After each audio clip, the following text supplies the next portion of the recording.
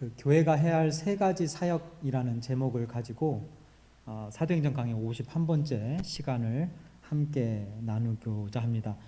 이 교회가 해야 할 세 가지 사역이라고 했지만요, 사실 이걸 좀 더 디테일하게 설명을 하면 그리스도 안에서 견고해져가는 교회가 되기 위해 꼭 필요한 세 가지 사역, 이게 될 거예요. 그래서 오늘 본문 안에는 바울이 3차 전도 여행을 하면서 행했던 대표적인 사역 세 가지가 기록이 되어져 있는데요. 이제 그 사역들이 결국에는 교회가 견고하게 세워져 가는 일에 큰 힘이 되고 도움이 되는 그런 사역들이기에 오늘 함께 말씀을 좀 나누어 보면 좋겠습니다.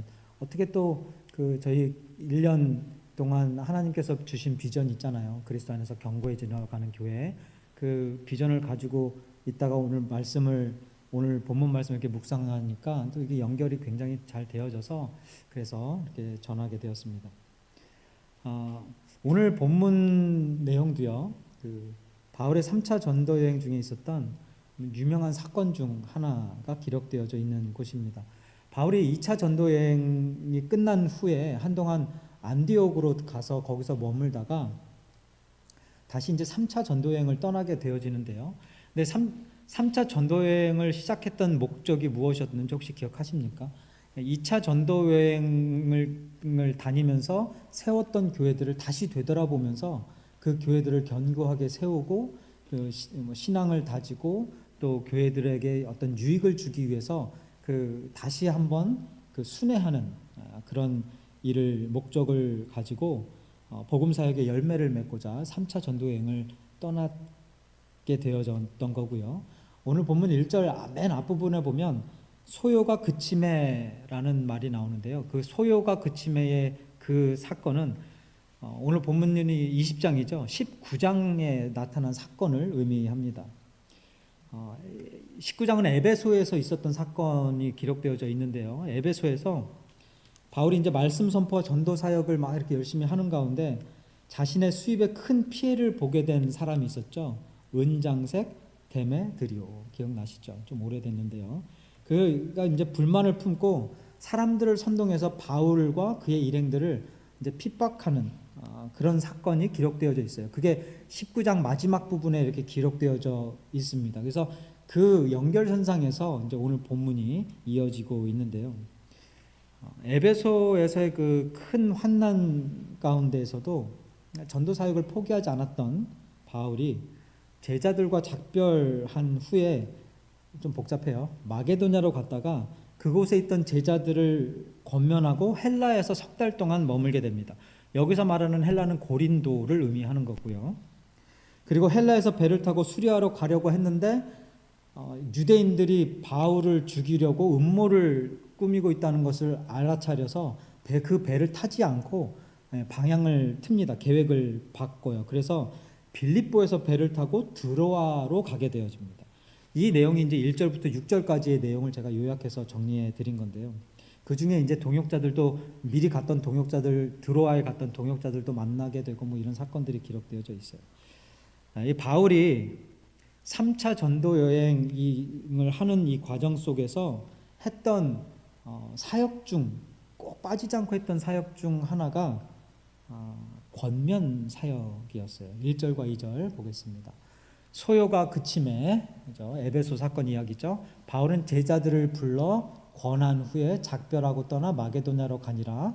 그리고 2절에서 그 지방으로 다녀가 여러 말로 제자들에게 권하고 또 헬라에 이르러. 그러니까 바울이 교회를 방문하고 제자들을 만날 때마다 했던 것이 권하다, 권면하다라는 거예요. 이게 권면 사역입니다. 권면하다라는 거 번역된 이 헬라어 단어가요, 파라칼레오라는 거예요. 한번 따라해 보겠습니다. 파라칼레오. 네, 파라칼레오. 헬라어예요. 그래서 권면 좀 해주세요. 이렇게 누구한테 이야기할 때 조금 유식해 보이려면 파라칼레오 좀 해주실래요? 이렇게 하면 돼요. 네? 누가 여러분들 격려하잖아요. 그러면 파라칼레오 해주시니 감사합니다. 이러면 이게 뭔 소린가 하면서 되게 헬라어예요. 뭐 이러면 돼요. 그래서 파라칼레오. 영어 성경에는 encouragement으로 번역이 되어져 있는데요. 이 파라칼레오, 칼레오라는 단어는 부르다라는 뜻을 가지고 있어요. 그래서 파라칼레오의 뜻, 권면하다라고 번역된 이 단어의 뜻이 뭐냐면 곁으로 불러서 말하다라는 의미, 뜻을 가지고 있어요. 그래서 이 단어는 뭐 encouragement, 권면하다, 격려하다 또는 위로하다라고도 번역이 가능한 단어입니다. 여러분, 누군가를 격려한다 또는 권면한다, 어떤 목적으로 권면을 하고 격려를 하는 것이겠습니까? 사랑하고 아끼는 사람에게 하는 것이 권면이고 격려일 텐데요. 그 사람이 어떤 선한 목표를 끝까지 이루어갈 수 있도록 동기를 부여하는 것, 그리고 힘과 용기를 주는 것, 이런 게 이제 권면, 격려의 목적이겠죠. 그리고 어떤 일들을 행할 때 포기할 수 있는 상황에서 포기하지 않도록 옆에서 서포트해 주는 것, 이게 격려입니다. 좀 더 나아가면 제가 보니까 누군가를 이렇게 격려하거나 권면을 할 때 이게 권면과 격려 억양이 조금 다른데요. 영어로 그냥 encouraging 할 때 보면 그 사람이 가지고 있지 않은 재능까지도 끄집어내는 것이 격려, encouragement 같아요. 그리고 그 사람이 할 수 있는 것보다 조금 더 할 수 있도록 더 끌어올리는, 능력치를 더 끌어올리는 것 또한 이 encouragement의 어떤 힘이라고 생각이 듭니다. 그런 거 있잖아요. 이렇게 누군가 이렇게 뭐 하는 걸 보면은 넌 참 되게 좀 못하는 것 같고 막 이렇게 부정적으로 얘기하는 것이 아니라 넌 할 수 있어. 조금만 더 하면은 참 잘하고, 아니 너무 잘하고 있네. 막 이렇게 encouraging을 하면, 긍정적인 말을 해주면 그 사람들은 더 열심히 하게 되고 더 잘하게 되는 것을 보여줘요. 제 주위에 저한테 그렇게 해주시는 분들이 계세요. 그냥 보면은 이렇게 조금만 하면 그냥 encouraging을 해줘요. 와, 잘한다. 잘할 수 있을 거다. 충분히 할 수 있다. 이렇게 encouraging을 하니까 할 수 없는 것 같음에도 불구하고 그냥 그 일들을 감당해내는 그런 경험들을 많이 하게 됩니다. 이런 권면과 격려가요, 어떤 한 개인뿐만 아니라 이 공동체를 견고하게 세워 나아가는데 꼭 필요한 것이라 생각이 되는데요. 마라톤 달리기를 하다가 너무 힘들어서 포기하려고 하는 사람들에게 물병을 건네주면서 넌 할 수 있어 라고 말하는 게 격려, 권면, encouragement이고요. 넘어진 사람의 손을 잡고 어떻게 해주는 게 권면이에요? 이렇게 세워주는 것이 그게 권면, encouragement. 이게 또 다른 격려의 모습입니다. 이런 사실들을 이렇게 좀 바탕으로 제가 좀 묵상을 해봤어요. 그냥 본문에는 제자들에게 권하고라고만 나오는데 과연 어떤 권면들, 격려들, encouraging을 했을까 제자들에게 묵상을 쭉 해보니까 이런 그냥 생각들이, 문구들이 떠올랐습니다. 동의하시는지 한번 같이 들어보세요. 제자들아, 성도들아, 믿음 위에 굳게 서 있어라. 이런 권면. 어떤 시험과 환난이 닥칠더라도 흔들리지 말아라. 좌절하거나 절대로 포기하지 말아라. 강하고 담대해라. 복음 전파에 더욱더 힘써라. 너희들 뒤에 하나님이 계시니 아무것도 염려하지 말라. 두려워하지 말라. 하나님께서 약속하신 천국을 바라보면서 우리 다시 한번 해보자. 다시 한번 뭉쳐보자. 다시 한번 시작해보자. 이런 권면들을 하지 않았을까 싶습니다. 어떻게 그랬을 것 같습니까? 여러분, 바인교회의 저와 여러분이 서로가 서로를 위해 끊임없이 파라칼레오하는 그런 교회가 되기를 간절히 소망해 봅니다. 한번 따라해 보겠습니다. 파라칼레오. 여러분, 서로 비난하고 헐뜯고 다투는 그런 교회가 아니고요. 권면과 격려를 통해서 서로 버팀목이 되어주는 그런 교회 있잖아요. 그죠? 지쳐있는 영혼에게 완전히 쓰러지도록, 그냥 아예 일어나지 못하도록 그렇게 묵사발을 만드는 것이 아니라 지쳐있는 영혼에게 힘을 주는 교회, 격려를 통해서 넘어진 영혼이 있으면 함께 일으켜 세워주는 그런 교회. 이런 권면과 격려를 통해서 우리 바인교회가 견고하게 세워져 나아가게 되기를 소망하는 마음으로 오늘 말씀을 묵상해 보았습니다. 바울의 첫 번째 사역이자 교회가 해야 할 또 하나의 사역, 권면 사역, 긍정적인 말, 칭찬 많이 하시기 바랍니다. 우리 다른 저기한테는 조금 그렇고요. 우리 바로 실천을 좀 한번 해볼까요? 우리 쌤하고 강희한테만 하죠. 우리 젊은 친구들 잘하고 있다. 네, 잘할 수 있다. 네, 한번 같이 해보겠습니다. 잘할 수 있다. 시작. 잘할 수 있다. 다시 한번 잘하고 있다. 잘하고 있다. 네, 요것도 좀 한 마음이 돼야죠. 하나, 둘, 셋. 잘하고 있다. 잘하고 있다. 아멘, 아멘. 인커리징 해주는 거예요. 얼마나 좋아요. 앞으로 더 잘하게 될 줄 믿습니다. 이 두 청년들을 통해 저희 바인교회가 더욱더 견고하게 세워져 나갈 줄 믿습니다. 아멘, 아멘. 그럼요. 그게 교회 아니겠습니까? 바울의 사역 두 번째는요, 말씀 사역입니다. 오늘 본문 6절부터는 이제 바울이 드로아에 도착한 후에 일어난 사건이 기록되어져 있는데요. 아주 유명한 사건이에요. 이 만나는 모든 제자들에게 권면을 하면서 전도 여행을 이어갔던 바울이 빌립보에서 배를 타고 드로아에 도착을 하게 됩니다. 그리고 드로아에서 7일 동안 머물게 되어지는데요. 오늘 본문 6절과 7절 보겠습니다.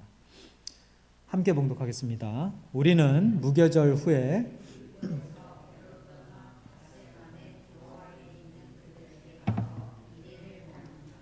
그 주간의 첫날에 우리가 떡을 떼려 하여 모였더니 바울이 이튿날 떠나고자 하여 그들에게 강론할세 말을 밤중까지 계속하매.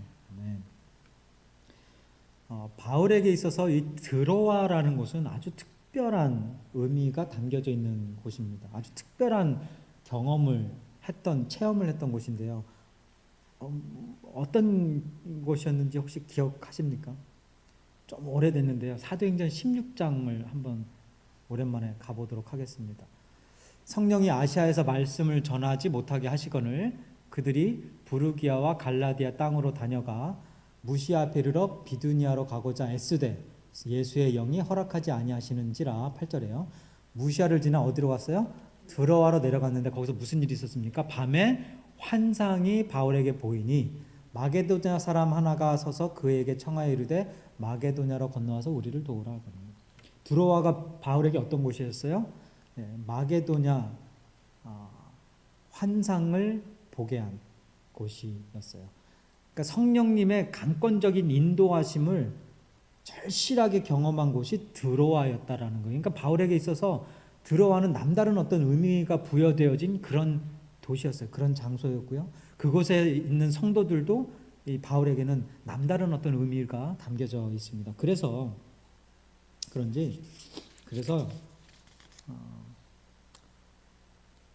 바울이 그곳에 머물러 있는 동안에 이제 안식일 날 함께 모여서 떡을 떼고 예배를 드립니다. 말씀 사역을 시작하게 되어졌어요. 안식일 바로 다음 날, 이 모임 예배 바로 다음 날 드로아를 떠나야 했던 바울이요, 설교를, 강론이라고 했는데 설교를 시작을 했는데 이게 끝날 줄을 모르는 거예요. 7절부터 다시 보겠습니다.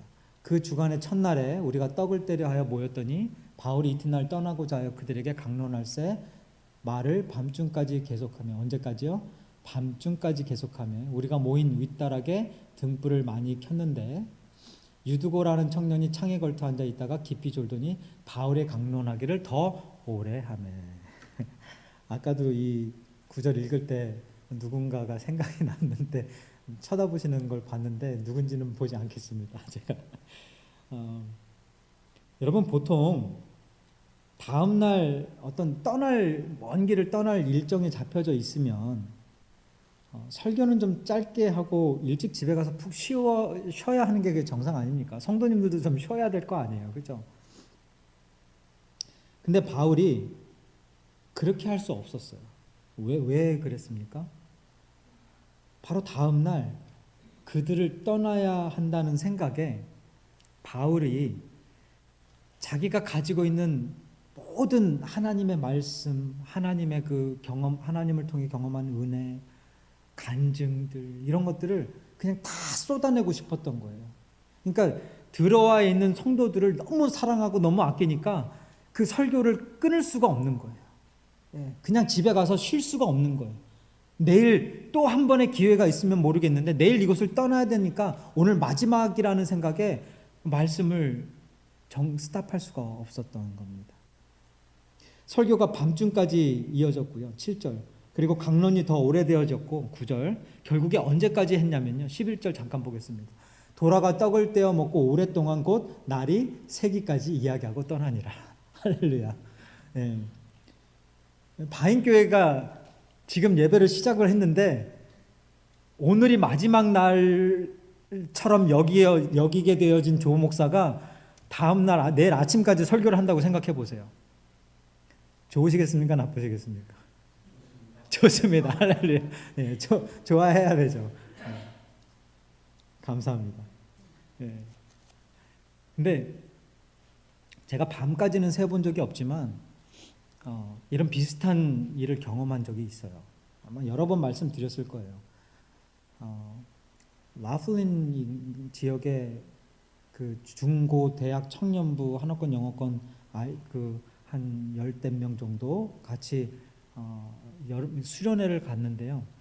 가서 첫날, 그러니까 제가 그 아이들과 그 교회에서의 마지막 수련회였고, 이제 거기서 떠나서 이제 담임 목회지로 가기 전에 마지막 수련회였어요. 그래서 거기서 우리 첫날은 예배 드리고, 그 예배 계획은 1부 예배, 2부 예배, 3부 예배 그렇게 해서 도착해서 밥 먹을 때 한번 시장 예배 드리고 또 저녁에 먹기 전에 한번 예배 드리고 저녁 먹고 나서 밤에 예배 드리고 뭐 이렇게 생각을 한 거죠. 계획을 하고 가서 짐을 풀고 점심 먹었는지 안 먹었는지 기억이 안 나요. 그리고 이제 설교를 시작을 했어요. 뭐 그냥 애들 이렇게 앉아 있고 찬양 좀 부르고 나서 설교를 시작했는데 그때 제 마음이 좀 그랬던 거 모르겠어요. 어떤 마음이었는지 모르겠지만 성령이 그렇게 인도하셨던 것 같아요. 그 설교가 끝나지를 않는 거예요. 점심 뭐 스킵하고 한 2시, 3시, 4시 시간 가는지도 몰랐어요. 5시. 야, 화장실 가고 싶은 애들 화장실 갔다 와. 갔다 오고. 또 뭐 누가 설교하다가 또 질문하고 성경책 찾고 또 이해하고 이거를 5시, 6시 이제 같이 갔던 집사님은 이제 저녁을 준비를 하셨겠죠. 저녁 준비하고 저녁 먹을 시간만 기다리고 있는데 이거 끊을 수가 없는 거예요. 그리고 아이들도 갈 생각이 없는 거예요. 밥 먹자고 한 명도 하는 애들도 없고 뭐 조금 졸다 말다 하는 애들은 있지만 계속해서 또렷또렷하게 같이 한 마음으로 같이 말씀하는 뭐 6시가 되고 7시가 되고 하여튼 한 7시간 이상을 설교를 했던 기억이 있어요. 놀라지도 않으셔.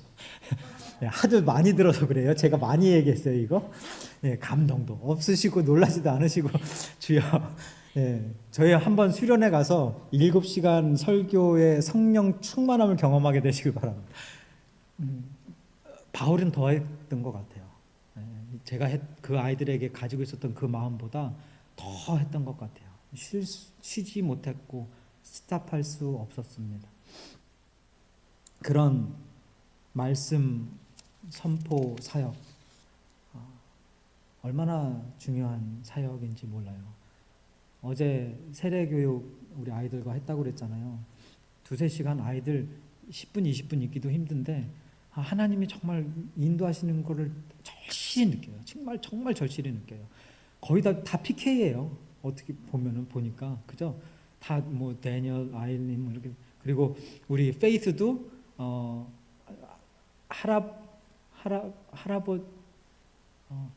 어머니의 아버지니까 증조 할아버지인가요? 그렇게 되나요? 맞죠? 네. 목회자 어쨌든 가정이고 다 목회자 가정에서 자녀들이 다 그 5명이나 같이 앉아서 말씀 공부를 하면서 막 서로 낄낄거리고 웃으면서 그 공부하고 시험 보고 성경 말씀 같이 나누고 이거 3시간을 했다니까요, 우리 아이들하고. 그리고 나서 이장규 집사님, 이인경 집사님이 맛있는 피자 사오셔가지고 그거 같이 먹으면서 얼마나 좋은 시간, 그 같이 또 사진도 찍고. 모르겠습니다. 제가 잘은 모르겠지만 그냥 하나님이 저한테 계속해서 깨달음을 주시는 것 같아요. 아이들에게, 우리 성도님들에게 더욱더 말씀 사역에 집중하고, 더욱더 말씀 사역 열심히 하고, 가르치는 것, 또 배우는 것, 또 최선을 다해 열심히 하라는 그런 마음을 주시는 것 같아요. 말씀 듣는 것에 마음을 다하고요, 말씀 전하는 것에 열심을 다하고, 또 배우고 듣고 전하는 그 말씀들을 행하는 일에 최선을 다하는 그런 교회와 저와 여러분이 되어질 때 우리 바인교회가 견고하게 세워져 나아가게 될 줄 믿습니다. 바울의 두 번째 사역이자 교회가 해야 할 사역 두 번째, 말씀 사역이었습니다. 그리고 바울의 사역 세 번째, 치유 사역인데요, 9절부터 11절 말씀 함께 다시 보겠습니다. 유두고라 하는 청년이 창에 걸터 앉아 있다가 깊이 졸더니 바울이 강론하기를 더 오래 하매 졸음을 이기지 못하여 3층에서 떨어지거늘 일으켜 보니 죽었는지라. 바울이 내려가서 그 위에 엎드려 그 몸을 안고 말하되 떠들지 말라, 생명이 그에게 있다 하고 올라가 떡을 떼어 먹고 오랫동안 곧 날이 새기까지 이야기하고 떠나니라.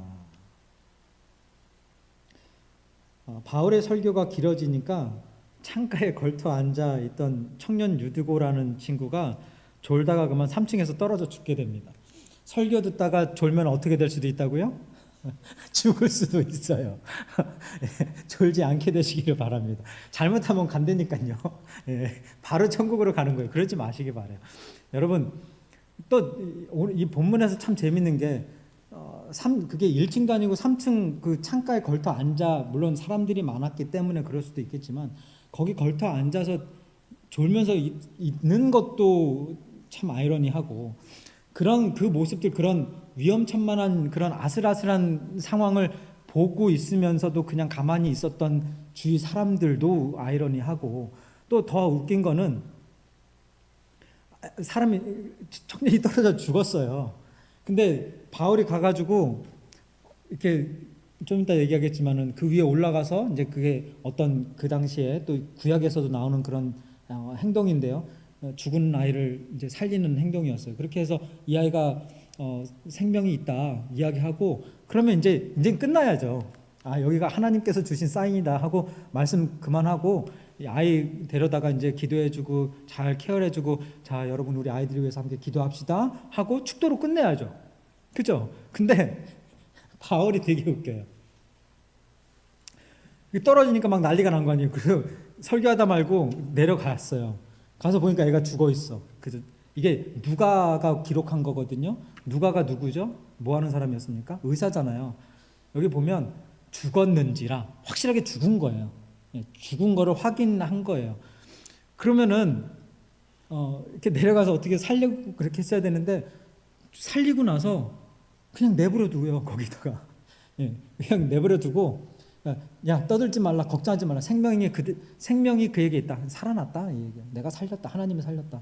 그러고 나서 뭐 했어요? 11절에 다시 올라가서 여기서 떡을 떼면은요, 성찬을 이야기하는 것도 있지만 먹고 이거는 같이 또 교제를 나눴다라는 얘기, 친교를 나눴다는 얘기. 그러면서 새벽까지 그 예배가 이어졌다라는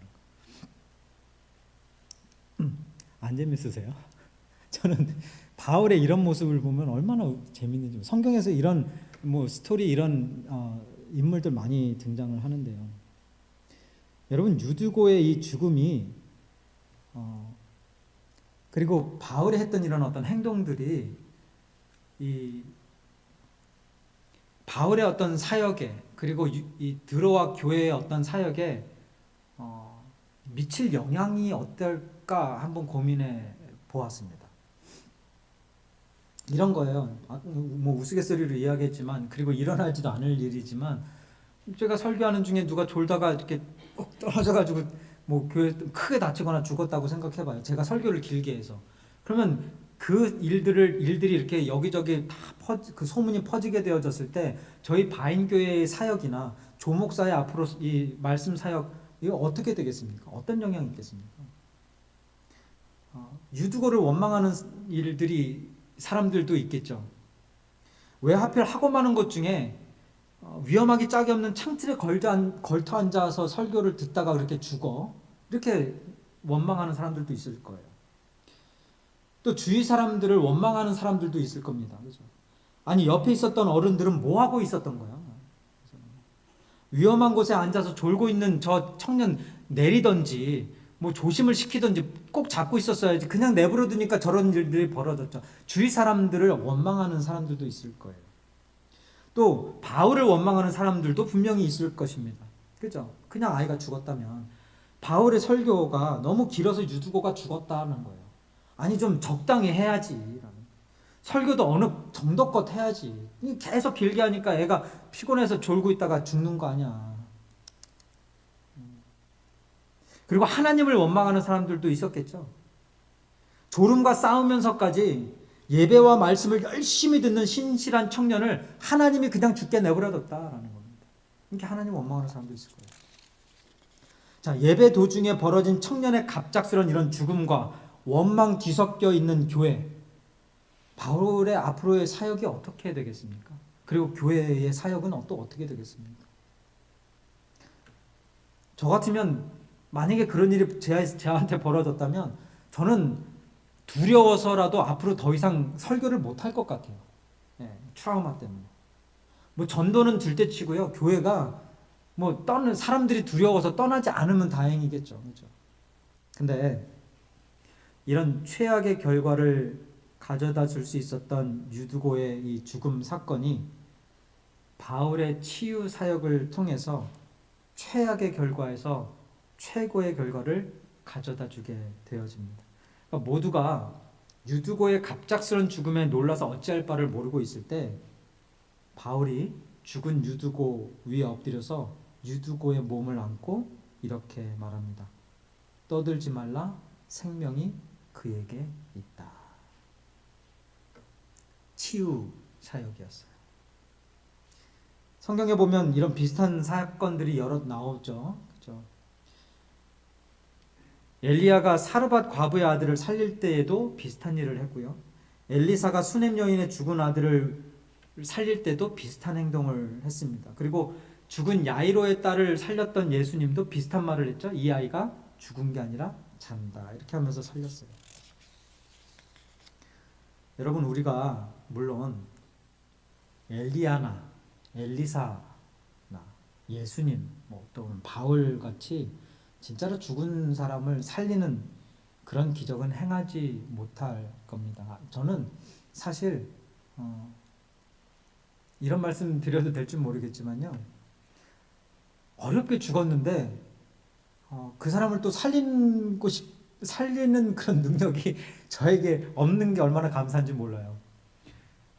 그러니까 죽기까지 고통을 당하는 사람을 살리거나 치유하는 거는 그렇게 하나님 저 좀 그런 능력 주세요라고 간절히 기도할 수도 있겠어요. 근데 어렵게 죽은 사람을 다시 살려달라는, 여러분 죽는 게 제일 힘든 거 아닌가요? 그죠? 모르겠어요. 죽는 순간이 가장 행복한, 죽은 다음에 가장 행복한 순간이다. 저 맨날 묵상하는 거 있잖아요. 이제 정말 하나님 말씀이 죽어가지고 이제 하나님과 함께 천국에서 소망했던 하나님을 만나고 천국의 그 아름다운 삶에 딱 이렇게 가서 하려고 하는데 저 세상에서 누가 막 하나님한테 기도해서 다시 제가 살아나서 이 세상을 살아야 된다? 주여, 저는 상상만 해도 싫어요. 저 죽으면 죄송합니다. 이런 말씀 드려서. 절대로 살리지 마세요. 그냥 가만 내버려 두세요. 떠들지 말라. 이 조목사 그냥 죽게 내버려 두라. 이렇게 그냥 하고 그냥 내버려 두세요. 근데 저희가 이렇게 죽은 사람을 살릴 수 있는 능력 그런 건 없어요. 그런데